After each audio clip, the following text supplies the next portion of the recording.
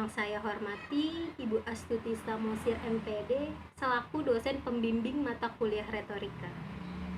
Perkenalkan, nama saya Raudatul Jannah.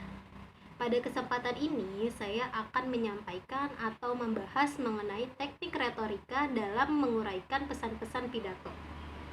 Secara umum yang kita ketahui, pidato adalah kegiatan seseorang untuk menyampaikan berbagai hal kepada orang lain yang ada di sekitarnya dengan harapan orang yang mendengarkannya itu akan mengerti atau memahami pesan yang disampaikan dalam pidato tersebut.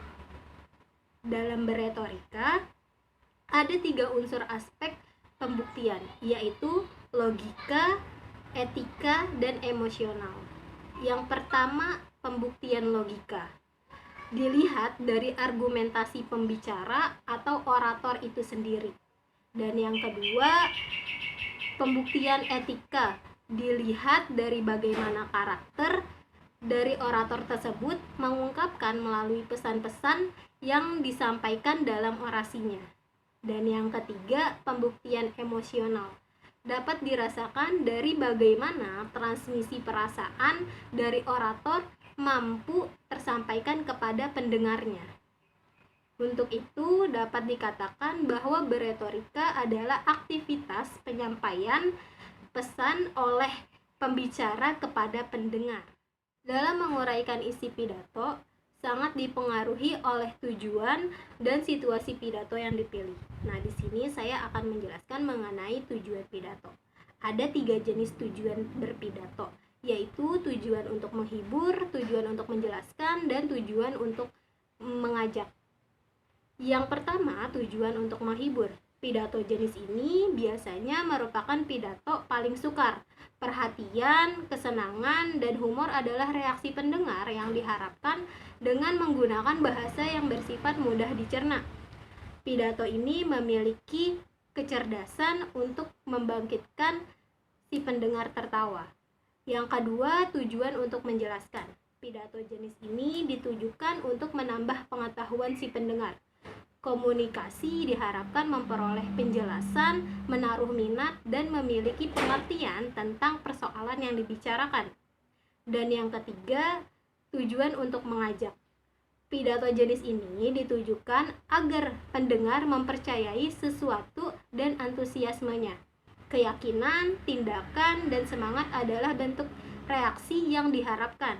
Maksud dalam pidato ini ialah satu, yaitu stimulasi dan inspirasi yang muncul dari diri pendengar. Dan sebelum kita berpidato, sebaiknya kita juga dapat menentukan situasi berpidato yang ada di sekitar kita, terutama situasi yang akan kita hadapi dalam berpidato nanti. Dalam hal ini, saya akan menjelaskan ada 4 hal situasi dalam berpidato. Yang pertama, situasi resmi. Dalam situasi resmi ini, biasanya pembicara akan membacakan naskah pidato yang sudah disiapkan. Hal ini bermaksud untuk menghindari kekeliruan sedikit mungkin dan pembicara tidak dapat mengembangkan pidatonya secara leluasa karena waktu yang dibatasi.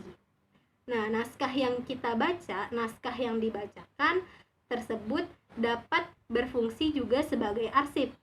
Pidato ini biasanya dapat kita jumpai atau dapat kita temukan pada acara kenegaraan.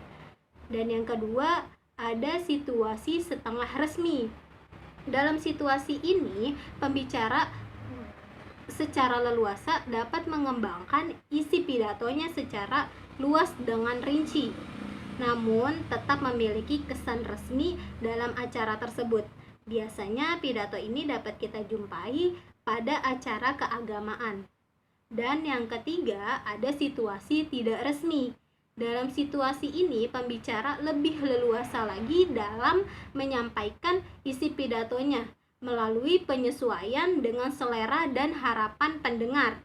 Biasanya, waktu yang diberikan tidak terlalu lama. Dalam acara ini atau dalam pidato ini biasanya kita dapat jumpai pada acara pesta ulang tahun. Nah, yang keempat, ada situasi keberadaan posisi pendengar. Dalam situasi ini, pembicara harus melihat keberadaan posisi pendengar, apakah berdiri atau duduk, dan jadwal waktunya itu pagi, siang, atau sore hari.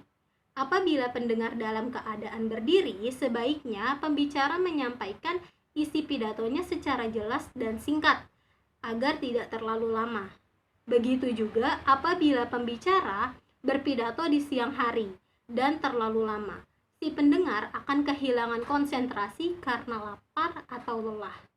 Itulah penjelasan dari saya mengenai teknik retorika dalam menguraikan pesan-pesan berpidato. Sekian penjelasan dari saya, semoga bermanfaat, kurang lebihnya mohon maaf. Assalamualaikum warahmatullahi wabarakatuh. Jaga kesehatan, selamat berpuasa, dan semangat selalu.